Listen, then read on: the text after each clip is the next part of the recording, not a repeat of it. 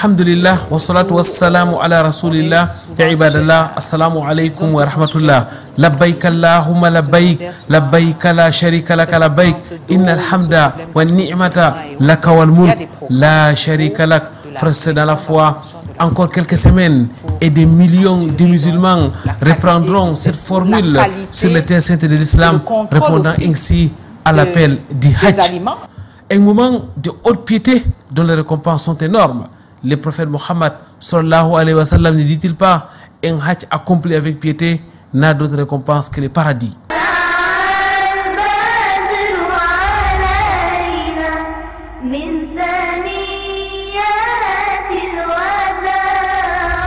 Très chers téléspectateurs, mesdames, mesdemoiselles, messieurs, bienvenue sur ce plateau de votre émission Vitrine de l'Islam où nous continuons avec notre série d'émissions sur le Hajj, le grand pèlerinage.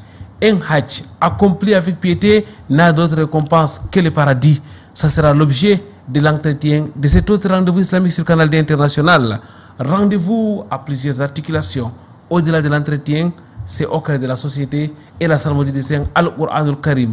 Pour commencer donc, quoi de meilleur que d'écouter mais surtout de méditer la parole d'Allah, exalté soit-il.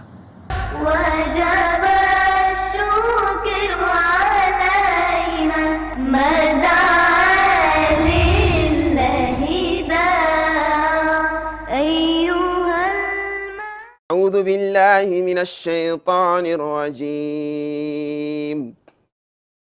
ولقد خلقنا الإنسان ونعلم ما توسوس به نفسه ونحن أقرب إليه من حبل الوريد إذ يتلقى المتلقيان عن اليمين وعن الشمال قعيد ما يلفظ من قول إلا لديه رقيب عتيد وجاءت سكرة الموت بالحق ذلك ما كنت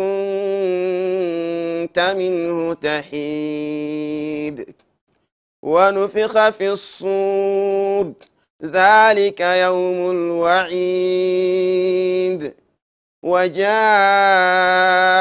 كل نفس معها سائق وشهيد وجب الشكر علينا مدى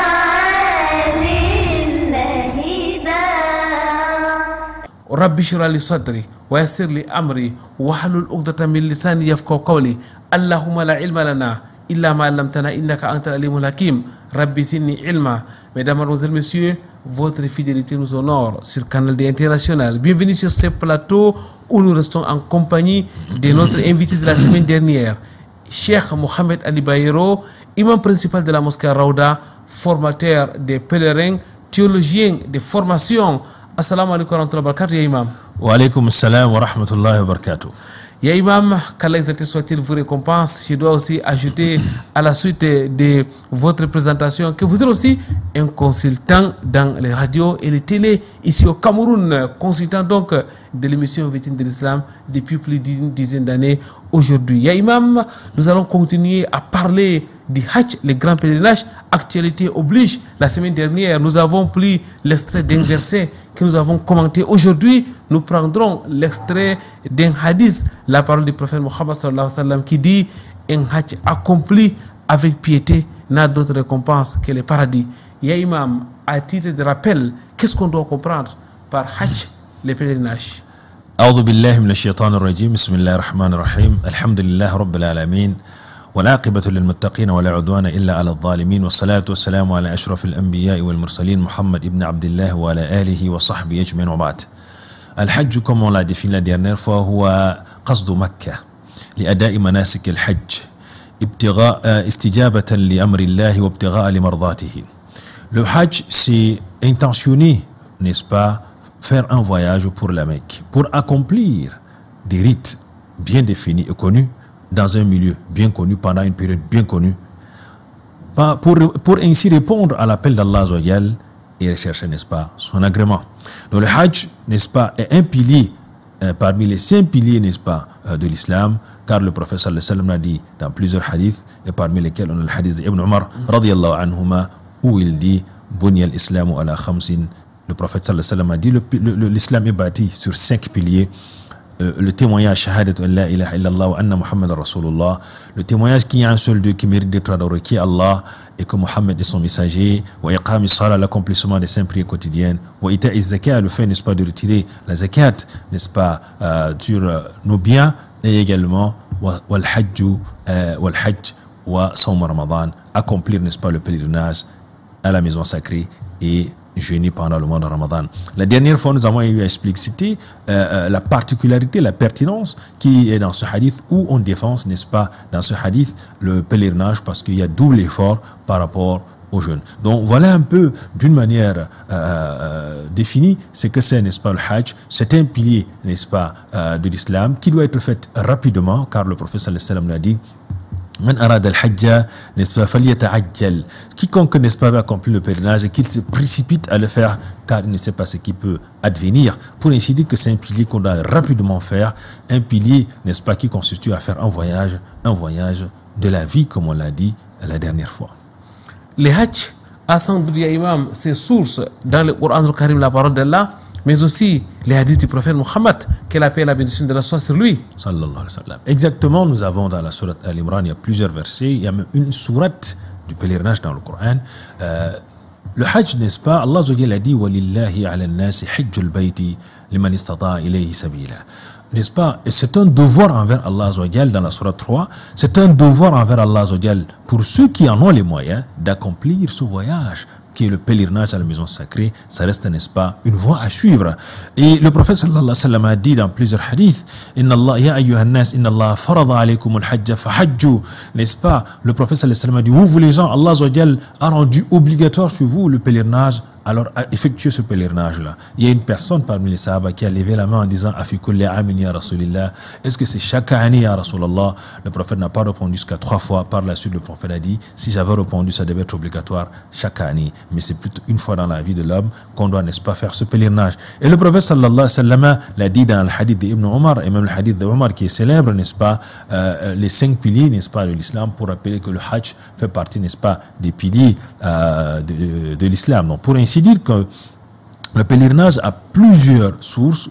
Parmi les sources, on a dans le Coran une sourate, n'est-ce pas, qui porte, n'est-ce pas, le nom, n'est-ce pas, du Hajj, la sourate al-Hajj, n'est-ce pas, qui ainsi marque, n'est-ce pas, la pertinence, voire le poids de ce pilier qui est très important, qui reste un des piliers phares parmi les piliers de l'islam, qui regroupe plusieurs choses en son sein. Imam, vous avez parlé des rites précis, vous avez parlé d'une période précise.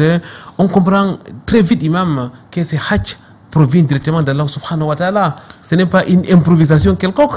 Exactement, parce que le Hajj marque, n'est-ce pas, il y a plusieurs choses qui se passent durant le pèlerinage. Déjà, le pèlerinage, les rites qui sont effectués ne commence pas avec l'époque du prophète sallallahu alayhi wa sallam, ça commence très loin. La première des choses, la Kaaba, qui est la première maison édifiée à la surface de la terre, comme Allah l'a dit dans la sourate Al-Imran, Inna awwala bayti wadi'a lin-nas alladhi bi Bakkata mubaraka. N'est-ce pas? Allah a édifié ayat lin-nas. Il y a beaucoup d'ayats en ce lieu-là, parce que la Kaaba a été remontée. Wa idh yarfa Ibrahim, comme on l'a démontré la dernière fois, ou Ismaïl, une fondation qui existait, qu'ils ont remonté. Et en même temps, dans ce pèlerinage, il y a les rites qui ont été faits depuis Abraham alayhi salam avec le sa'i entre Safa et Marwa, qui sont les pas que Hajara avait eu à effectuer à son époque pour chercher la subsistance pour son enfant.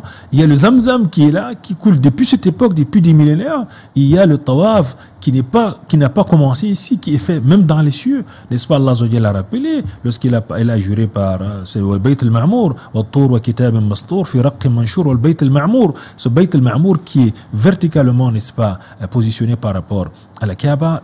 En haut, il y a des malaïkas qui font le tawaf, comme nous faisons ici le tawaf. Également, il y a des traces qui sont là-bas, avec les maqam Ibrahim, les traces d'Ibrahim alayhi salam qui sont là. Et surtout, il faut rappeler que c'est depuis l'époque d'Ibrahim alayhi salam, lorsqu'il a remonté les fondations, qu'Allah a demandé qu'il appelle, n'est-ce pas, les gens à venir, n'est-ce pas, venir, n'est-ce pas, faire le pèlerinage. Et dans les récits, il est dit qu'il a dit, Ya Rab, comment est-ce que je vais appeler puisque ma voix ne peut pas aller très loin? Allah a dit, appelle-nous, on va s'en charger, n'est-ce pas, de faire parvenir. Et le prophète sallallahu alayhi wa sallam nous a dit que c'est parvenu même jusqu'à ceux-là qui ne sont pas encore nés. Ça veut dire les non-générations et même jusqu'à la fin des temps, ceux qui s'y rendent, n'est-ce pas, en ce lieu, répondent à un appel qui a été fait par Allah à travers son prophète Ibrahim alayhi salam, n'est-ce pas, en disant labbaik Allahumma labbaik, labbaik la sharika laka labbaik. Serid Imam nous renvoie incontestablement à la vie du père du monothéisme pur, Abraham, sallallahu alayhi wa sallam. Exactement.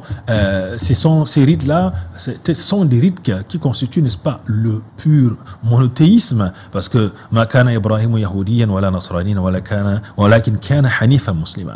Donc ce sont des rites exclusivement dédiés au Créateur des cieux et de la terre. Parce que chaque rite, n'est-ce pas, a une définition, a une particularité, n'est-ce pas, qui montre, n'est-ce pas, que le serviteur a toute une série de choses qu'il fera pour Allah. Le prophète n'a-t-il pas dit dans le hadith rapporté par Abi Hurayrata radiyallahu anhu, Man hajja lillah, quiconque fera le pèlerinage pour Allah, parce que durant le pèlerinage, vous avez un voyage que vous faites, vous laissez vos bien-aimés, vous laissez tout ce que vous faites, n'est-ce pas, ce que vous avez, vous chérissez pour vous rendre, n'est-ce pas, dans ce voyage. C'est un signe également de ce qui nous attend, que viendra. On a un voyage également qui nous attend, ce voyage vers Allah lorsqu'on va quitter ce monde-là. Il y a plusieurs leçons, n'est-ce pas, lorsqu'on essaie de parcourir le Hajj, on se rend compte qu'en fait, il y a des messages clés durant ce voyage pour quiconque, n'est-ce pas, et qui est un peu doué d'intelligence, qui va comprendre qu'il y a des messages qu'Allah nous fait parvenir durant ce voyage de la vie, où on laisse tout ce qu'on aime, tout ce qu'on chérit, pour aller répondre, n'est-ce pas, à l'appel d'Allah. Ainsi donc, le pèlerinage, comme je l'ai dit, a plusieurs articulations dans lesquelles le croyant, n'est-ce pas, devrait tirer des leçons par rapport à son passage ici sur terre et ce qu'il attend après, n'est-ce pas, la vie ici sur terre. Imam, vous avez parlé d'un rappel, d'une réponse à l'appel du Hajj. Les pèlerins disent d'ailleurs labbaik Allahumma labbaik, labbaik la sharika lak, labbaik innal hamda wa ni'mata lak wal mulk la sharika lak. C'est une réponse, Imam, qui est donc au cœur même de la pratique du pèlerinage. Exactement, parce que qu'est-ce qui se passe? On dit labbaik Allahumma labbaik, ou Allah, je réponds à ton appel, ayant eu à faire quoi? En abandonnant ce que tu interdis, en demandant, n'est-ce pas, de s'abstenir de faire ce qui est licite, parce qu'il faut comprendre que durant le pèlerinage, il y a une série de choses qui sont licites, qui sont interdites. Le fait, n'est-ce pas, de se tailler les ongles, lorsqu'on est en train de sacralisation, les relations intimes avec nos épouses, le fait, n'est-ce pas, de diminuer les poils, etc. Il y a toute une série de choses qui sont licites, qu'on laisse, n'est-ce pas, on s'abstient de tout faire cela pour Allah. Donc, lorsqu'on arrive à Mina Yom al-Tarwih, le 8e jour, n'est-ce pas, qui est le grand jour de pèlerinage, on dit, on répète en série cette expression-là en disant labbaik Allahumma labbaik, labbaik la sharika laka labbaik. Les savants ont dit une chose par rapport à cette expression, à cette répétition continue, que c'est une éducation de notre âme par rapport à l'habitude, n'est-ce pas, à l'obéissance du Créateur des cieux et de la terre, parce que, en fait, on répond à Allah en laissant, en abandonnant, n'est-ce pas, tout ce que nous avons de plus cher, en abandonnant ce qui est permis pour, n'est-ce pas, répondre à l'appel d'Allah en respectant, n'est-ce pas, ses injonctions, en se soumettant totalement à sa volonté et par là pour avoir, n'est-ce pas, son agrément à la fin. Imam, lorsqu'on s'arrête sur cette formule, lorsqu'on essaie de méditer sur son contenu, on s'aperçoit directement, Imam, que les tawhid, l'unicité d'Allah exalté soit-il, est au cœur même de cette réponse des fidèles à l'appel d'Abraham. Exactement. Lorsqu'il dit labbaik Allahumma labbaik, oh Allah, je réponds à ton appel. Oh Allah, je réponds à ton appel. Labbaik la sharika laka labbaik. Oh Allah, je réponds à ton appel, toi qui n'as pas d'associé. C'est-à-dire que c'est le pur tawhid. La ilaha illallah wahdahu la sharika la. Innal hamda, toutes les louanges te reviennent. Parce qu'à la base, vous savez, la vie, c'est les louanges. N'est-ce pas, la vie elle-même, le serviteur va passer toute sa vie à remercier le Créateur des cieux et de la terre qui lui donne tout ce qu'il a. Innal hamda, toutes les louanges te reviennent. Et Allah a fait de cela que nous, dans notre vie, on répète cela dans nos prières chaque fois. Une grande sourate que nous répétons, la sourate al-Fatiha, en disant Alhamdulillah Rabbil Alamin, qui est le premier verset, pour dire que toutes les louanges reviennent à Allah qui nous a donné la vie, la santé, qui nous donne tout ce que nous avons. Et Allah a voulu que le serviteur répète cela dans sa vie, parce que la vie, en fait, c'est la gratitude. La gratitude, c'est une manière, n'est-ce pas, de manifester notre reconnaissance au Créateur des cieux et de la terre. Donc, innal hamda wa ni'ma, toutes les grâces, Allah n'a-t-il pas dit dans le Coran, wa ma bikum min ni'matin fa min Allah, toute grâce qui vous parvient dans votre vie ne manque que d'Allah. Allah peut faire passer ça par les voies qu'il veut. Donc, le serviteur, dans cette expression, reconnaît, n'est-ce pas, que toutes les grâces toutes les louanges appartiennent à Allah, toutes les grâces appartiennent à Allah Azza wa Jal. Labbaik Allahumma labbaik, labbaik la sharika lak labbaik, innal hamda wa ni'mata laka wal mulk. Également celui le propriétaire des cieux et de la terre, qui est notre propriétaire parce que c'est lui qui nous a facilité, parce que c'est Allah Azza wa Jal facilite à qui il veut, n'est-ce pas, de pouvoir faire ce voyage de la vie. La sharika lak, et tu n'as pas, n'est-ce pas, wal mulk. Toutes les louanges, la royauté t'appartient. Non. Et c'est avec beaucoup de fierté, Imam, que les pèlerins acclament. Il y a, Imam, c'est donc avec beaucoup de joie que les pèlerins reprennent donc cette formule labbaik Allahumma labbaik, labbaik la sharika lak labbaik, innal hamda wa ni'mata laka wal mulk. Certainement avec espoir des récompenses d'Allah subhanahu wa ta'ala, car le prophète Muhammad sallallahu alayhi wa sallam a dit un hajj accompli avec piété n'a d'autre récompense que les paradis. Ya Imam, on va donc directement entrer dans le vif du sujet. Notre sujet d'aujourd'hui, c'est les commentaires de la parole du prophète Muhammad sallallahu alayhi wa sallam qui dit un hajj accompli avec piété n'a d'autre récompense que les paradis. D'abord, est-ce que cette parole-là elle est authentique? Oui, elle est authentique car le prophète sallallahu alayhi wa sallam l'a dit d'après le hadith d'Abu Hurayrata radiyallahu anhum, al-umrah ila al-umrah kafaratun lima baynahuma wal hajj al-mabrur laysa lahu al-jaza illa al-jannah. Entre deux umrah, effectuer une umrah et faire succéder notre umrah est une expiation des péchés entre les deux, et un pèlerinage pieusement accompli n'a de récompense que le paradis.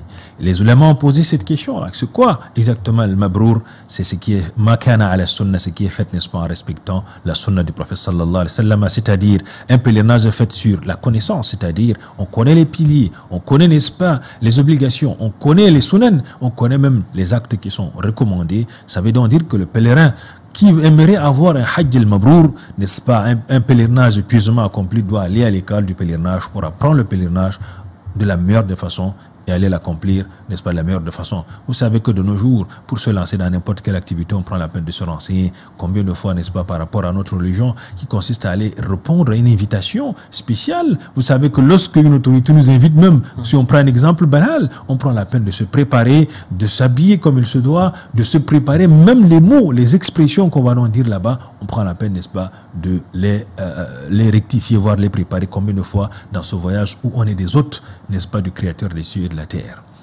Qu'Allah exalté soit-il nous fasse comprendre donc Imam Mohamed Ali Bayero, un hajj accompli avec piété, ce n'est d'autre qu'un hajj accompli tel quel, ya Imam. Exactement. Les savants nous disent que Al-Hajj al-Mabrour doit avoir des conditions. La première des choses, ils disent qu'il faut être sincère. Il faut l'ikhlas. Le hajj que tu accomplis ne doit pas être un moyen par lequel tu vas chercher cette renommée ou cette réputation. Tu dois éviter de mettre les selfies partout dans ton profil, etc. pour montrer que tu as... Il faut qu'il y ait une sincérité, qu'on le fasse pour Allah. Parce que le prophète sallallahu alayhi wa sallam l'a dit, Man hajja lillah, quiconque va accomplir un pèlerinage pour Allah. Ça veut donc dire que premièrement, il est sincère, il le fait pour Allah. Il ne le fait pas pour aller mettre une dent en cuivre ou en or. Il ne le fait pas pour avoir une certaine, pour changer son identité qu'on appelle El Hajj ou Hajja, mais il le fait, n'est-ce pas, pour Allah, discrètement, n'est-ce pas, sans les extravagances qu'on constate, n'est-ce pas, à l'arrivée, ici, chez nous au pays, de certains des pèlerins, il le fait vraiment pour Allah. Il faut de la sincérité. La deuxième des choses, il faut qu'on le fasse comme le prophète sallallahu alayhi wa sallam l'a fait, le mutaba'a. Il faut al-ikhlas ou le mutaba'a pour que l'acte soit accepté. C'est déjà connu. La troisième des choses, il faudrait que l'argent, al-mal, n'est-ce pas, l'argent qu'il utilise pour faire ce pèlerinage est une source, n'est-ce pas, licite. Ça fait partie des conditions parce que Allah il est bon, il est pur. Il n'a que ce qui est bon et pur. Inna Allah tayyibun la yaqbalu illa tayyiba.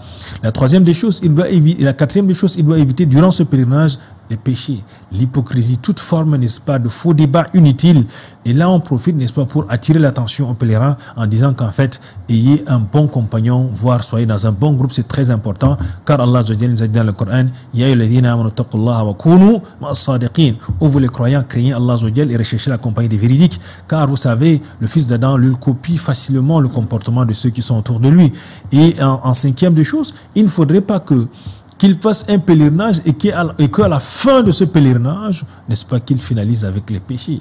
Vous allez voir qu'on a des pèlerins qui partent de l'autre côté, ils font très bien le pèlerinage, mais arrivé à l'aéroport ici déjà, les mauvaises choses commencent. Et arrivé chez eux, subhanallah, il y a beaucoup, n'est-ce pas, de choses qui sont faites durant, n'est-ce pas, les cérémonies qu'ils organisent avec ceux-là qui se retrempent encore dans les péchés qu'ils avaient eu à abandonner. À vous écouter, Imam, un hajj accompli avec piété est un construit. Ça commence par la formation, ça continue avec l'intention, l'accomplissement de ces hajj conforme aux enseignements du prophète Mohammed sallallahu alayhi wa sallam. C'est donc un avant, un pendant et un après hajj. Exactement, donc tout cela intervient dans ce pèlerinage pour que le serviteur, comme les savants ont à dire, le serviteur ait, n'est-ce pas, cette récompense. Vous savez, dans certains pays, lorsque quelqu'un va aller au hajj, il se prépare des années. Il y a d'autres des gens qui se cotisent, qui font ces cotisations des années pour aller au pèlerinage. Et qu'est-ce qu'ils ont comme système, voire comme formule là-bas? C'est quiconque se rend au pèlerinage revient étant transformé.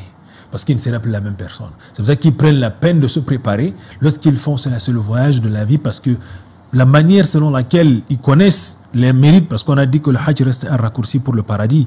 Allah nous interpelle pour nous dire qu'en fait, voilà un raccourci pour avoir le paradis, parce que le prophète l'a dit, Man hajja lillah wa lam yarfuth wa lam yafsuq raja'a ka yawma waladathu umma. Quiconque accomplit un pèlerinage pour Allah, il évite les obscénités, les paroles obscènes, les actes interdits, il rentre comme le jour que sa maman l'a mis au monde. Donc c'est pour cela que le serviteur, n'est-ce pas, qui va dans ces pays-là, qui va au pèlerinage, il ne revient plus comme la même personne. Ça veut dire, il s'est préparé, il a accompli ce pèlerinage et il est revenu en étant une personne qui renaît, parce que c'est un voyage de renaissance, comme on l'a eu à le dire. On revient comme le jour qu'on est de nouveau.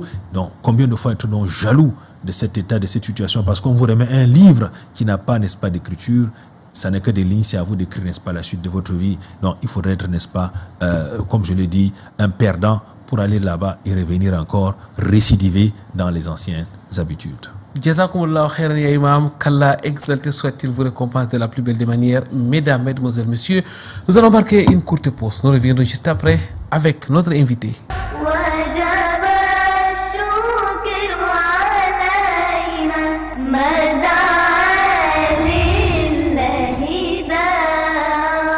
Des enseignants du Coran, des imams, des prédicateurs, hommes et femmes à l'école du Coran. C'est dans le cadre de la première étape de la caravane du Coran, à la mosquée Sahaba d'Idéa. Un séminaire sur les règles du Tajwid, l'art de bien lire le Coran, tenu le dimanche 27 avril 2025. Une initiative de la commission régionale chargée de l'organisation de la compétition du Coran dans le littoral. Commission placée sous la tutelle de l'Association culturelle islamique du Cameroun. Notre commission est de valoriser le Coran dans tous ses angles. Et la meilleure voie de valoriser ce Coran, de le faire pénétrer partout et de se rassurer d'abord, les enseignants, les encadreurs, les imams ont un bon acquis sur le Coran, que ce soit les faire réviser ou les enseigner. Voilà pourquoi nous avons décidé de cette caravane régionale, faire un tour régional pour des différents séminaires, des enseignements, des prêches, pour plus valoriser le Coran, mettre de l'amour du Coran dans le cœur des enfants, des dignitaires, des enseignants, des parents, afin de la plus mémoriser et de la mettre en pratique. Docteur Aminou Adam, spécialiste des sciences du Coran, assisté d'Imam Ismaël Diallo, dirige la formation. Des notions clés sur la science du Tajwid sont dispensées. Les points d'articulation des lettres et autres règles de base étaient au menu de ces séminaires du savoir. هذه الحروف قبل أن تنطق بها لا بد أن يأتي هذا الصوت تقول Au milieu de la langue, il y a les lettres Jim, Shin, Ya. Jim, Shin, Ya. الوصول إلى مدينة إيديا بفضل من الله وتوفيق منه، وتم إقامة الدورة، وتناولنا في هذه الدورة أهمية علم التجويد ثم حكم معرفة علم التجويد، ودرسنا فيها أيضا أحكام النون الساكنة والتنوين، ودرسنا فيها أيضا مخارج الحروف، وأيضا درسنا في هذه الدورة المدود وأحكامها، ثم أخذنا فترة للتطبيق. هذا ما تم إنجازه في هذا اليوم، وصلى الله وسلم على خير خلقه والحمد لله رب العالمين. Ils sont au total 55 participants venus de l'étendue du département de la Sanaga-Maritime et même d'ailleurs. Au-delà d'Edea, certains sont quittés de Pouma, d'Izangue, fermés suisses pour renforcer leurs capacités dans la lecture correcte du Coran. Ils ont été servis à travers une pédagogie alliant la théorie à la pratique. On a appris beaucoup de choses pour les règles de Tajwid qui est important à un musulman de savoir lire le Coran. On a appris les huruf Hizahar, les huruf Idengam, les Ikhlaq. Alhamdulillah. Nous avons appris les makharij huruf.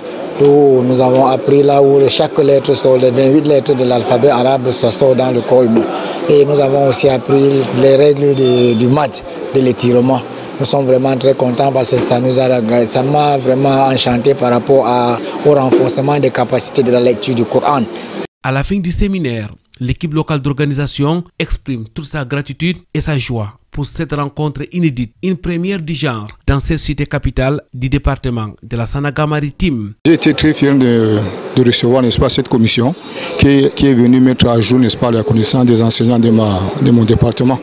Parce que c'est des initiatives pareilles que nous sommes en train de vouloir organiser chez nous. Nous sommes vraiment satisfaits, n'est-ce pas, de cette présence. Et puis, c'est la première fois. C'est vraiment, n'est-ce pas, c'est la joie pour la communauté, n'est-ce pas, d'aider à tout entier.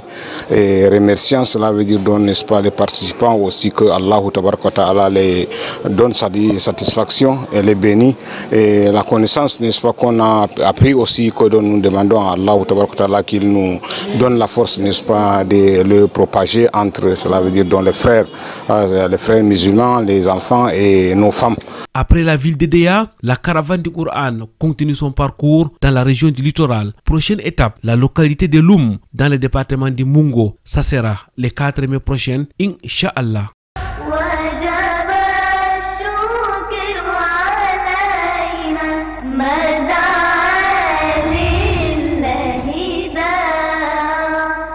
Pureté et gloire à l'exalté soit-il, Allah qui a fait du Hajj une adoration. Imam Mohamed Ali Bayero, notre invité, nous parlons avec lui, mesdames, mademoiselles, messieurs, du hadith du prophète Mohammed sallallahu alayhi wa sallam qui dit: le Hajj accompli avec piété n'a d'autre récompense que le paradis. Ya Imam, qu'est-ce que ces hadiths nous révèlent? Ce hadith, comme je l'ai dit tantôt, c'est une information très importante pour quiconque, n'est-ce pas, va voir le paradis, que c'est une voie par laquelle il peut emprunter, comme je l'ai dit, c'est un raccourci. Vous savez, la pertinence qu'il y a dans ce hadith, c'est un bienfait pour quiconque, n'est-ce pas, veut avoir, n'est-ce pas, les grâces d'Allah, veut avoir, n'est-ce pas, l'expiation de ses péchés, de se préparer à ce voyage très important. Et par là également, comme je le disais tantôt, à commencer à économiser pour ceux qui n'ont pas les moyens, à apprendre même déjà ces rites, parce que vous savez que lorsque vous allez apprendre les rites du pèlerinage, n'ayant pas encore les moyens, vous prédisposez à un voyage vers la Mecque, Inch'Allah Ta'ala, parce que dans vos invocations, vous avez déjà montré l'intention, la volonté.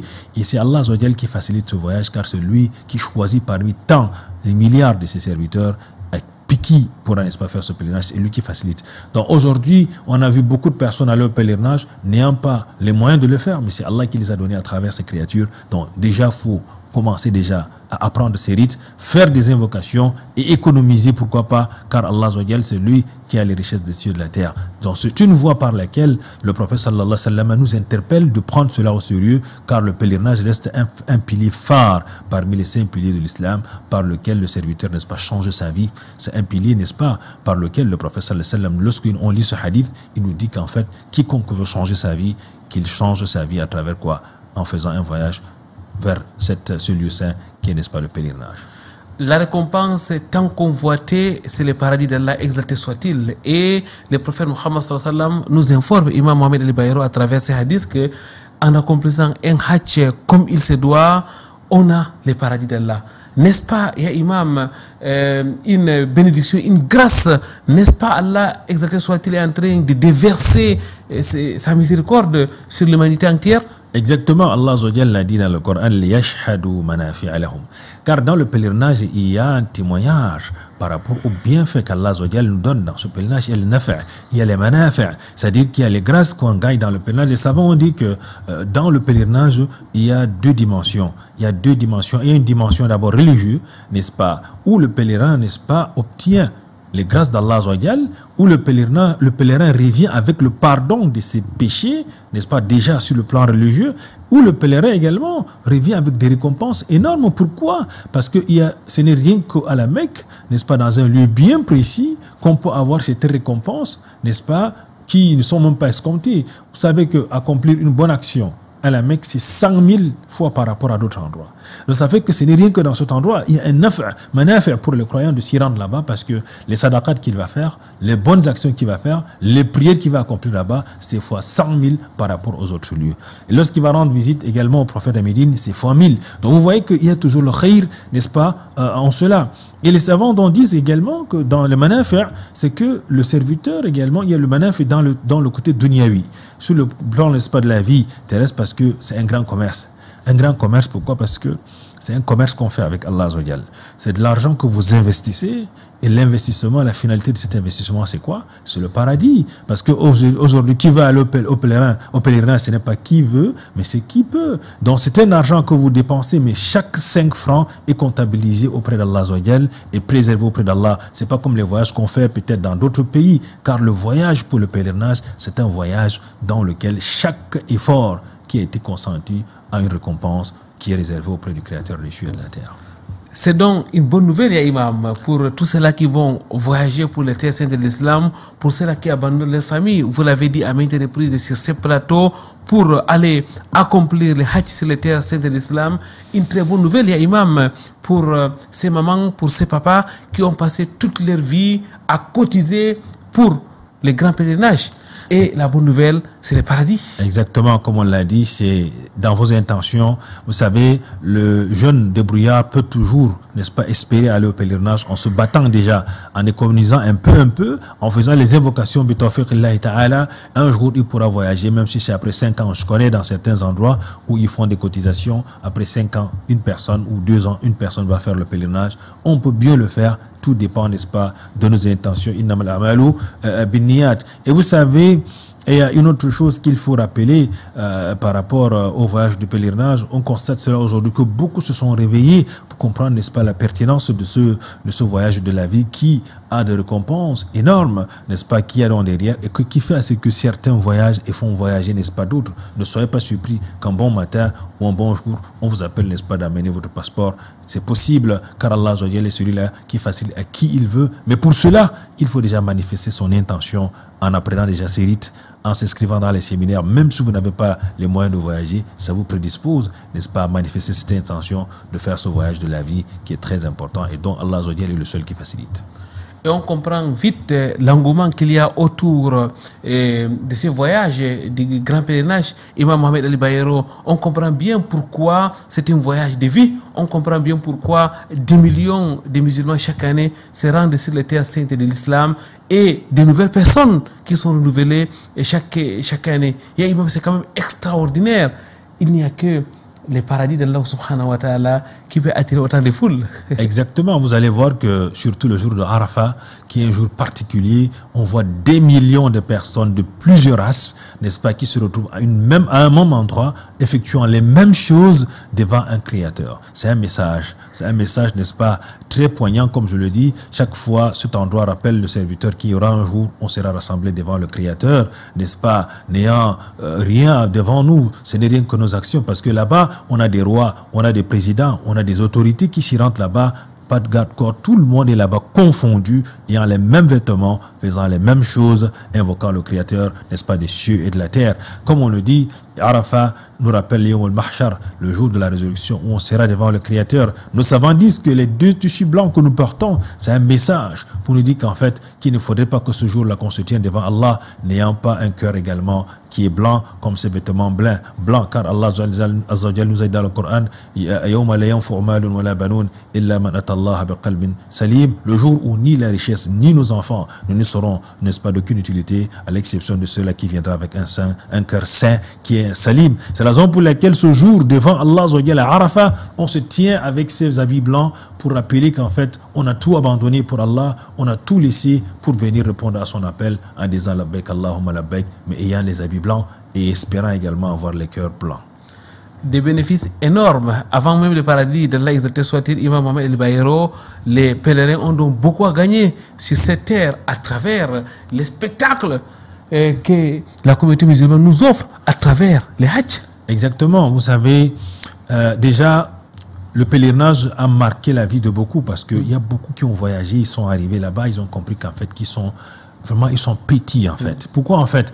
Parce qu'on arrive là-bas, on voit 10 millions de personnes de plusieurs races et qui se retrouvent en même temps, qui communiquent, qui échangent, qui se partagent, n'est-ce pas, beaucoup de choses. La joie qu'on ressent en ce moment-là, on ne peut pas l'exprimer, surtout la joie lorsqu'on voit la Kaaba pour la première fois, et la joie également lorsqu'on foule nos pieds dans ces lieux saints, les lieux où les grands prophètes, n'est-ce pas, ont eu à fouler leurs pieds, n'est-ce pas. Ça reste, n'est-ce pas, un moment exceptionnel. Et vous allez constater qu'après chaque période d'adoration, chaque période d'intense adoration, Allah met une apothéose pour déjà donner un avant-goût à ses serviteurs. Vous allez voir après le jeûne de Ramadan, de 29 à 30 jours de jeûne, il y a une apothéose pendant lequel on appelle cela le jour de la fête. Ce jour de la fête, les gens sont contents, fiers d'avoir accompli, n'est-ce pas, leurs actes de dévotion. De même également, durant les 10 meilleurs jours de l'année, qui sont les 10 premiers jours de Dhul-Hijjah, Allah a mis également cette pertinence qui est le 10e jour, le jour de la fête, pendant lequel le croyant, le pèlerin, manifeste, n'est-ce pas, sa joie. Même les résidents également partagent cette joie avec les pèlerins ce jour-là, en manifestant, n'est-ce pas, en glorifiant le Créateur des cieux et de la terre, qu'ils allons faciliter d'accomplir ce rite, n'est-ce pas, du pèlerinage en toute sérénité. Imam, est-ce que vous allez de nous dire que les non-pèlerins, ceux-là qui ne sont pas sur le terre saint de l'islam, peuvent aussi bénéficier de ces 10 meilleurs jours de l'année, de cette période du grand pèlerinage? Exactement, le prophète sallallahu alayhi wa sallam l'a dit dans plusieurs hadiths qu'il n'y a pas de jour meilleur pendant lesquels Allah aime les bonnes actions comme les 10 premiers jours de Dhul-Hijjah. Et durant ces 10 premiers jours de Dhul-Hijjah, dans les habitudes, dans les sunnahs du prophète sallallahu alayhi wa sallam, le prophète sallallahu alayhi wa sallam a recommandé une série de choses pour amener même les résidents à communier avec les pèlerins en faisant comment? En s'abstenant, n'est-ce pas, de tailler les ongles. Quiconque va émoler, il ne doit pas se tailler les ongles, il ne doit pas se tailler les cheveux, il doit observer une série de choses dans le but, n'est-ce pas, de communier avec les pèlerins également qui s'abstiennent de faire cela. Et ça fait que toute bonne action durant ces 10 premiers jours, le prophète nous a dit que c'est décuplé jusqu'à 700 fois. Pour ainsi dire qu'en fait, étant résident, on a encore un jeûne qui est le jeûne du jour de Arafat qui expie 2 ans, n'est-ce pas, de péché. Tout cela pour montrer la grandeur de ce jour que même le résident qui n'a pas eu les moyens peut déjà espérer grandes choses en faisant, n'est-ce pas, ces rites, les bonnes actions durant ces 10 premiers jours et immoler le dernier jour qui est le 10e jour. Et imaginez-vous, mon cher frère, que chaque poil, n'est-ce pas, qui se trouve sur l'animal vous confère une récompense. Peut-on comptabiliser les poils qu'il y a sur les animaux? C'est une chose qui est difficile. Donc que ce soit pèlerin ou résident, on a ces mérites-là, ces récompenses. Pour ainsi dire qu'en fait, tout cela, ce sont les grâces d'Allah Azzawajal. On ne peut que dire Alhamdulillah Rabbil Alamin. Un réservoir de récompenses, un réservoir de bonnes œuvres pour les fidèles musulmans. Imam Mohamed El Bayero, on va prendre une courte pause. On reviendra pour la suite de cette émission.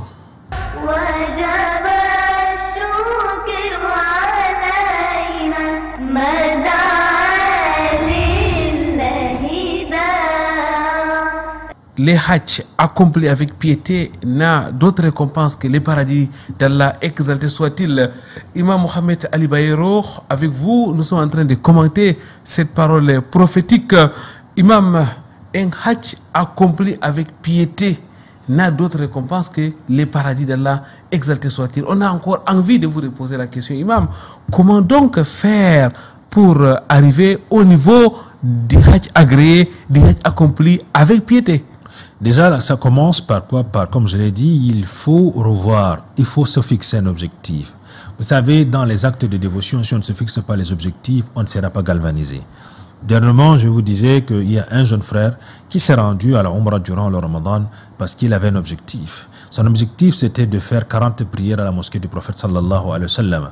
Il devait faire 8 jours à Médine. Il a donc décidé de faire les 5 prières quotidiennes normalement dans cette mosquée. C'était son objectif en fait. Ça l'a donc galvanisé à le faire. Avant de quitter le pays, voilà ce qu'il me disait. C'est la raison pour laquelle chaque pèlerin qui y va doit premièrement se fixer un objectif. Naam, son objectif va le galvaniser à s'organiser parce qu'il faut, la deuxième chose, une bonne organisation. Après avoir, n'est-ce pas, fixé l'objectif, qui est quoi? Qui est votre intention en fait, parce que les savants disent que c'est-à-dire votre intention, elle émane de votre volonté. Donc si vous vous battez déjà pour faire ce pèlerinage, il faut vous fixer un objectif. C'est avoir le pardon de vos péchés et avoir le paradis. Et pour cela, il faut donc ménager votre monture pour pouvoir y arriver. En commençant par quoi? Par un apprentissage de ce pèlerinage, aller à l'école de pèlerinage avant le pèlerinage, en apprenant durant les séminaires comment faire ce pèlerinage comme il se doit. Vous savez, mon cher frère, que lorsqu'on est invité quelque part, on prend la peine de se préparer, n'est-ce pas, pour y aller.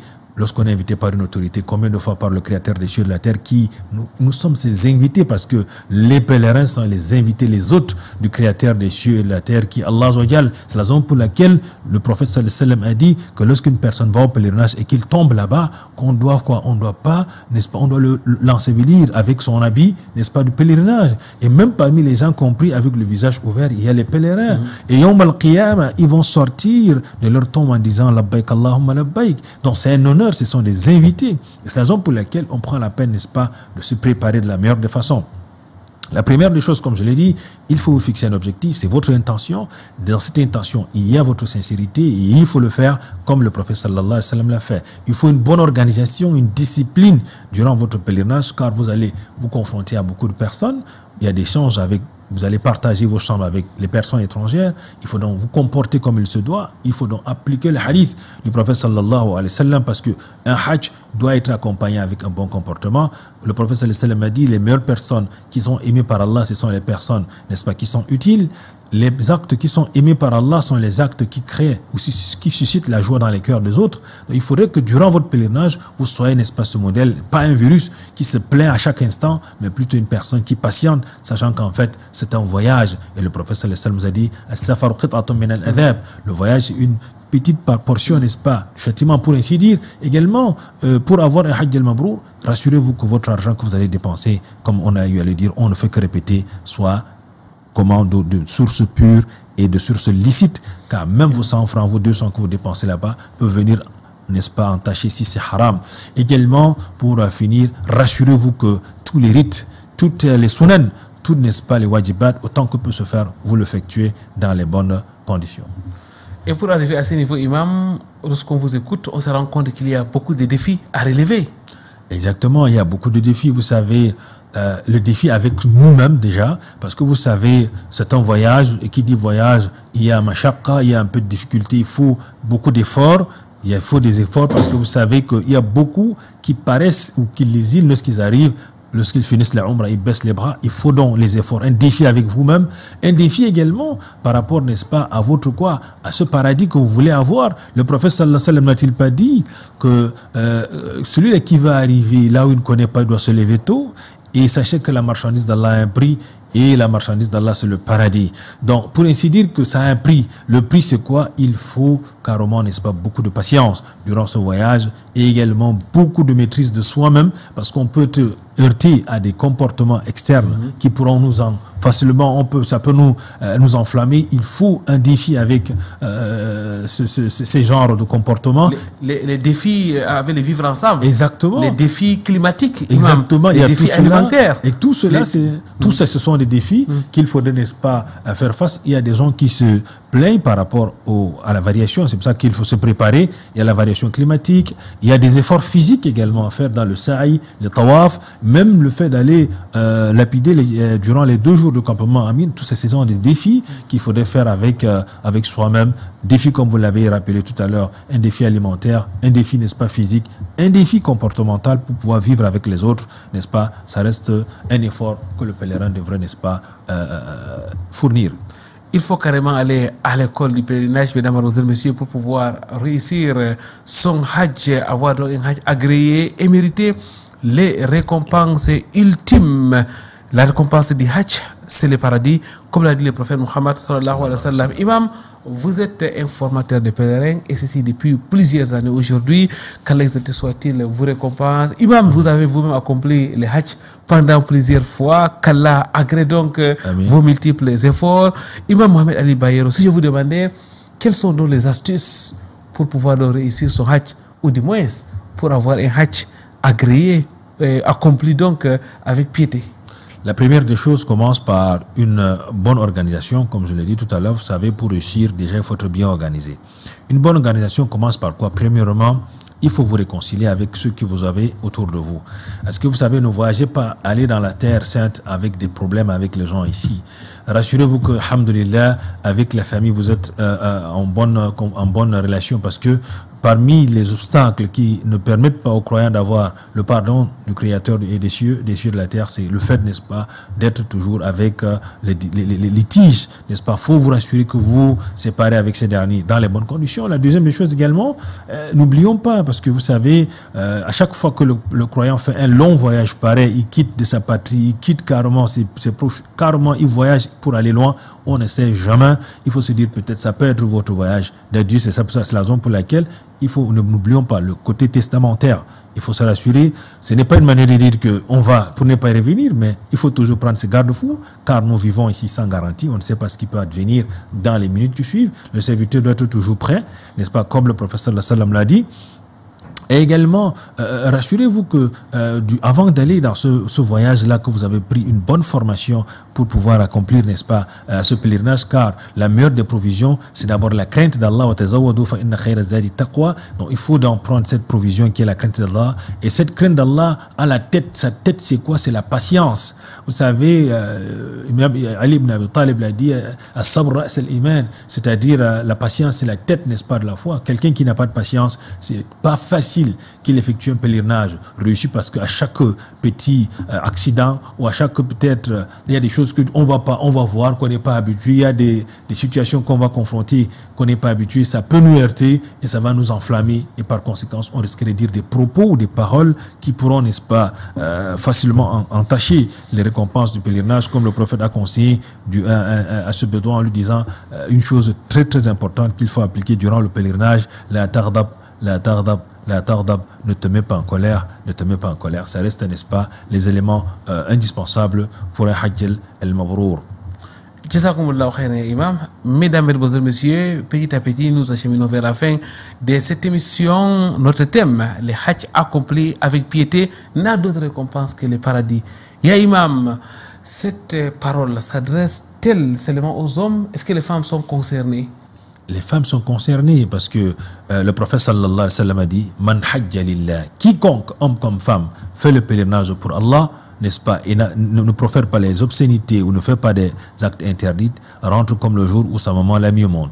Donc les femmes sont au même pied d'égalité. Et vous allez voir une pertinence. Allah a fait que ce lieu-là, qui est la Mecque, vous allez voir que les hommes et les femmes sont ensemble en train de faire le tawaf. Ils sont ensemble en train de faire le sa'i. Ils sont ensemble là-bas. On ne parle même plus d'affaires de mixité comme on voit dans certains endroits. Mais dans cet endroit-là, on constate qu'en fait, tout le monde est ensemble. On est tous, parce qu'on est au même pied d'égalité dans ces lieux-là, pour pouvoir, n'est-ce pas, rechercher la récompense, n'est-ce pas, qui est à notre portée, voir ce raccourci vers le pèlerinage, vers le paradis. Aïcha radiyallahu anha n'a-t-elle pas posé la question: prophète, n'allons-nous pas faire la bataille, la guerre, l'effort dans le sentier d'Allah?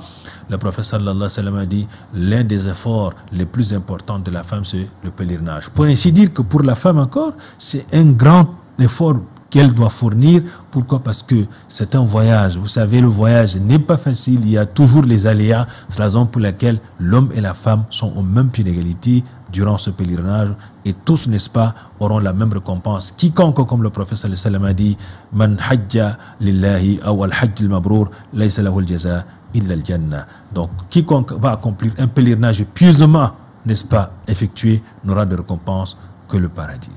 Il n'y a donc pas de discrimination, Imam, c'est le terrain de l'islam. Exactement. Tous sont au même pied d'égalité.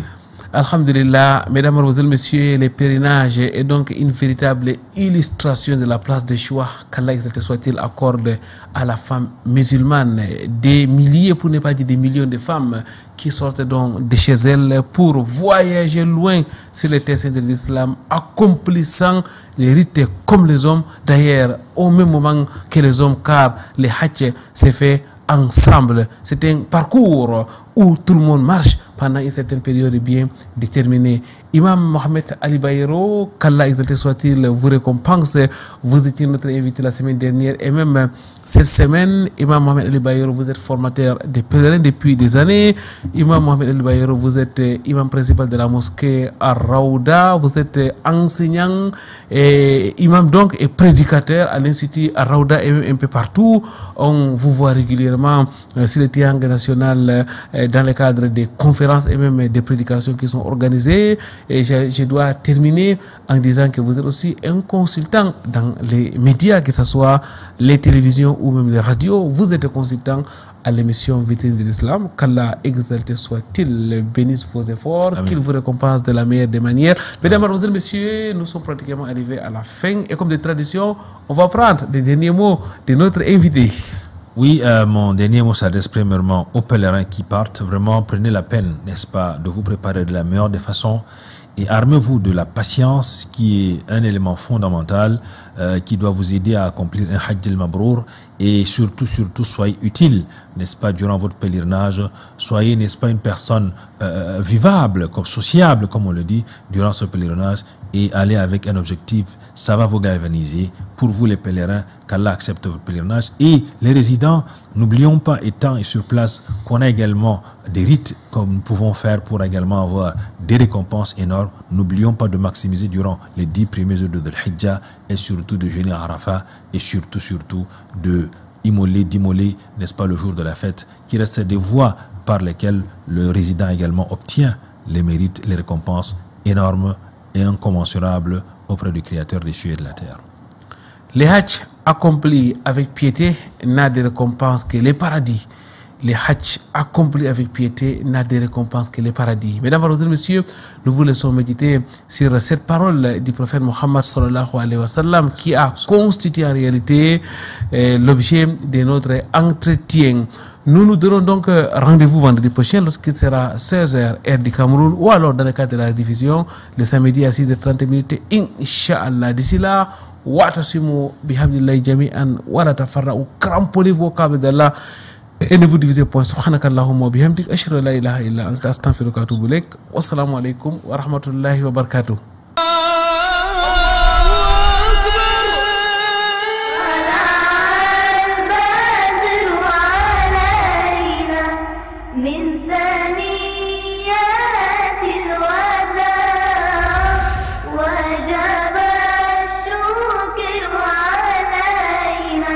من